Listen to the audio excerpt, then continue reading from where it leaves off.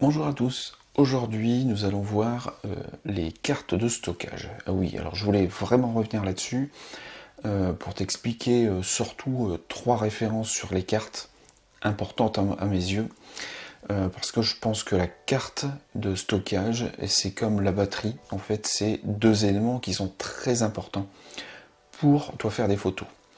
Alors, pendant très longtemps, j'ai eu un très gros problème, c'est parce que et oui, sur ces tout petits machins, je ne comprenais absolument rien à ce qui était noté. Alors merci les fournisseurs. Il y a plein d'indications. Pour moi, c'était des hiéroglyphes avec des chiffres à l'intérieur. Alors, des cartes de stockage, il y en a de différentes sortes. Il y a les compacts flash. Donc je commence par celle-là parce que c'est, on va dire, les moins répandus. Sont des cartes qui sont assez grosses, qui sont plutôt épaisses et robustes, et qui sont destinées pour les boîtiers haut de gamme et les boîtiers pro, alors qui souvent ont deux compartiments, un pour la carte la CF, la compact flash, et un autre pour la carte SD. Alors il y a trois types de cartes flash.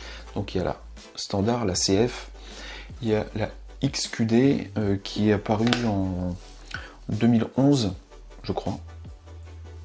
Donc, ça doit être 2011. Donc là c'était une association entre Sony, SanDisk et Nikon qui ont voulu faire une carte compact flash qui soit plus rapide en lecture. Ensuite, alors elle n'a pas duré super longtemps, et puis avec les dernières générations de boîtiers est apparue la CF Express. Donc c'est une carte, pareil, une carte CF qui est normalement beaucoup plus rapide que les autres. Alors moi, comme j'ai mon D810, c'est toujours de la CF normale avec laquelle je fonctionne. Alors les autres cartes de stockage sont les cartes SD. Alors là, il y en a différentes sortes. Il y a la SD, il y a la SDHC et la SDXC. Et puis après, les micro SD et les nano SD que tu connais bien dans tes téléphones. Alors, on va s'intéresser principalement sur les trois premières catégories. Alors, ça, en fait, tu as l'indication qui est notée sur la carte, juste ici. Et en fait, ça veut simplement dire cette chose, ce chiffre. Alors c'est la capacité en fait de ta carte. Donc les SD sont des cartes de 2 Go. Les SDHC sont des cartes qui vont de 6 à 32 Go. Et les SDXC sont des cartes qui vont de 64 à 128 Go. Donc là en fait on a simplement deux indications pour dire la même chose. Donc ce petit nom de SDHC par exemple, et puis on a la capacité, alors celle-ci elle est importante en fait, c'est ta capacité de 32 Go, c'est ce que tu vas pouvoir mettre comme image sur ta carte. Alors moi sur cette capacité, je dirais que moi je te conseille de ne pas prendre les plus importantes, parce que si un jour tu as un problème avec une carte, plutôt que de perdre une carte, toutes les informations qui sont contenues sur une 64 ou sur une 128 Go par exemple, en fait si tu prends une des cartes de 16 ou de 32 Go, tu perdras beaucoup moins d'informations. Alors même s'il existe des logiciels pour essayer de récupérer en fait tes photos, moi je te conseille quand même de prendre des petites cartes, des petites capacités, mais d'en avoir plusieurs. Alors, cette capacité, à quoi va-t-elle te servir? Eh ben, déjà, à mettre tes photos ou tes films dessus. Alors, bien sûr, si tu fais de la photo, comme je te l'ai dit, des petites capacités sont suffisantes, de 16 à 32 Go. Alors, pour ça, je t'ai mis dans la description un tableau que j'ai trouvé de chez SanDisk où il y a les équivalences entre le JPEG et le RAW. Alors ce que tu vas pouvoir faire par rapport aux mégapixels de ton appareil photo et aux gigas de ta carte. Donc par exemple, moi j'avais noté que pour une carte de 32 Go, par exemple avec un capteur, avec un appareil qui a 22 millions de pixels, tu peux faire environ en JPEG un peu plus de 4000 images, et en RAW, tu n'en fais plus que 416. Alors ça, il faut que tu le saches au départ, parce que forcément, si tu travailles en JPEG, tu vas en mettre beaucoup plus que si tu travailles en RAW. Et moi, je te conseille quand même de travailler en RAW, puisque ce sont des fichiers qui vont te permettre d'avoir la plus grande amplitude pour toi traiter tes images. Donc, c'est du RAW, tu ne peux en faire qu'avec une 32 Go, environ 400 par petite carte. Après, il faut aussi que tu saches quel type d'appareil tu as, parce qu'effectivement, ta capacité va dépendre d'un appareil d'entrée de gamme ou d'un appareil haut de gamme. Les fichiers d'un appareil haut de gamme vont être beaucoup plus importants. Alors là, c'est toujours par rapport à ton nombre de pixels. Moi, mon D810 a 36 mégapixels. Forcément, mes fichiers, un fichier photo va être beaucoup plus important que sur mon 70D où là, je ne travaille qu'à 20 mégapixels. Alors, sur les cartes, il y a deux indications principales qui sont pour moi importantes. Ce sont les classes des cartes. Et il y en a de deux types, alors c'est pour les vitesses d'écriture et les vitesses de lecture. Alors pendant très longtemps, moi j'ai fait l'erreur de croire que le chiffre qu'on nous présentait en fait, le premier chiffre ici par exemple, 160, alors il est bien en évidence, 160 MB à la seconde, ou par exemple sur les petites cartes SD, alors ici on est sur du 45, hop, donc qui est noté ici. Je pensais que c'était ça qui était important. Mais au final, ce chiffre-là, c'est simplement la vitesse de lecture.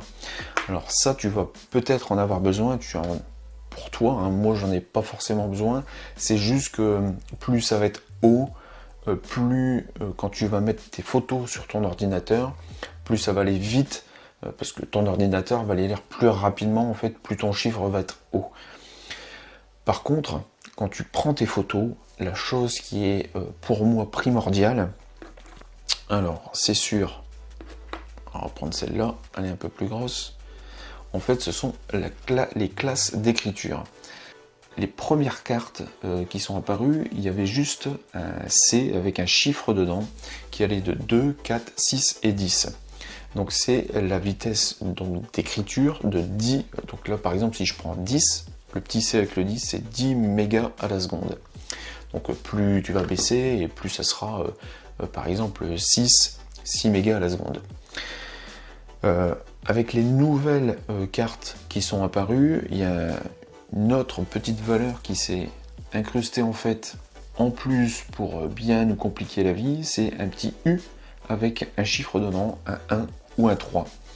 Alors quand tu as un 1 dans le petit U, ça veut dire que là tu es à 10 mégas à la seconde. Par contre le 3, il faut que tu le multiplies sur le 10, ça te fait 30 mégas à la seconde. Donc c'est plus rapide. Et c'est plus cher aussi, forcément. Alors, pour les marques, moi je te conseille de prendre vraiment les grosses marques comme SanDisk ou Lexar. Je pense que tu auras moins de soucis avec que des sous-marques. Alors, nous allons voir maintenant les petites choses qu'on peut faire avec les cartes pour leur entretien et éviter de les endommager. Alors, une petite chose, c'est que par exemple quand tu vas sur un shoot ou sur une séance photo, ta carte, quand elle est pleine, tu as un petit loquet, alors, la carte SD bien sûr, tu as un petit loquet sur le côté et tu peux l'abaisser, ce qui te permet de ne plus pouvoir inscrire d'images dessus et donc éviter d'enlever des images, de les effacer par mégarde. Donc quand tu as fini une carte, tu la sors et tu baisses le petit loquet. Par contre, tu n'oublies pas de le remettre quand tu vas transférer tes photos sur ton PC. Alors ça, une fois que tu as transféré tes photos sur ton PC, et qu'elles sont stockées, moi je te conseille de faire un formatage de la carte, mais sur ton appareil et pas sur ton PC. Parce qu'en faisant le formatage sur ton appareil photo, en fait ça va vraiment remettre à zéro ta carte, ça va vraiment tout effacer et il n'y aura pas de résidus en fait sur la carte. Et tu repartiras avec une carte quasi neuve. Alors, tes cartes, tu peux... Alors, moi j'ai pas de pochette, des grandes pochettes. D'ailleurs, il faudra peut-être que j'en achète, mais j'ai des petites boîtes plastique que tu as quand tu achètes tes cartes. Et moi, je les mets tout le temps dedans. Pour les compacts flash, c'est exactement la même chose. Donc, c'est toujours avec le petit cache. Mais tu as des étuis, hein, des grands étuis où tu peux ranger tes cartes dedans. Alors, il faut éviter quand même, alors c'est quand même résistant. Hein. Alors, je vais pas m'amuser à les jeter ou à marcher dessus, mais c'est quand même assez résistant. Même si, par exemple, sur ce type de carte SD, tu vois ici, sur celle-ci, je ne l'utiliserai plus pour des séances pro ou des séances portrait, parce que je ne sais pas ce que ça va donner. J'ai une petite ergo en fait qui est un petit peu cassée, donc je peux l'utiliser pour moi, pour faire mes photos ici à la maison. Alors, ce qu'il faut éviter, c'est d'avoir trop de poussière dessus. Alors, notamment sur les capteurs qui se trouvent ici. Alors, de la poussière ou de l'eau. Et puis sur les compacts flash, il faut éviter que ça rentre en fait. Donc là ici sur la SD, tu as les capteurs qui sont derrière, qui sont apparents. Sur les compacts flash, en fait, c'est sur les petits trous qui sont juste au-dessus. Et donc, il faut éviter qu'il y ait de la poussière qui rentre à l'intérieur. Bon, c'est juste du bon sens. Et puis enfin, dernière petite chose, quand tu dois changer une carte, tu éteins d'abord ton boîtier et tu enlèves ta carte après, pour éviter justement d'endommager non seulement la carte, le boîtier, avec les petites cosses qui sont derrière, et puis d'éviter de perdre par exemple des informations. Si ton boîtier n'a pas terminé d'inscrire en fait les dernières photos que tu as faites, si tu as fait une rafale par exemple, si tu l'enlèves comme ça sans éteindre ton boîtier, tu risques de perdre une partie en fait de tes images. Alors, ça c'était un petit ensemble, hein, c'était les valeurs qui pour moi sont essentielles pour toi choisir des cartes. Je te mets en description plusieurs liens, tu peux aller voir, alors notamment une vidéo que, alors c'est Sonic Photographie, a réalisé sur les cartes compact, flash et SD, super complet, elle est super nickel. Alors si tu veux aller plus loin, va voir cette vidéo.